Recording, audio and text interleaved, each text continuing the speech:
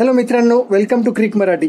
चॅनलला नवीन असाल सबस्क्राईब नक्की करा. श्रेयस अय्यर इंडियन क्रिकेट टीमचा व्हाईट बॉल फॉर्मॅटचा कॅप्टन होऊ शकतो. म्हणजे वन डे आणि T20 या दोन्ही फॉर्मॅटचा श्रेयस अय्यर कॅप्टन होऊ शकतो. सध्या एक डिस्कशन खूप जास्त सुरू झालेलं आहे आणि कालच एका सिनियर BCCI ऑफिशियलने सुद्धा एक स्टेटमेंट दिलेलं आहे.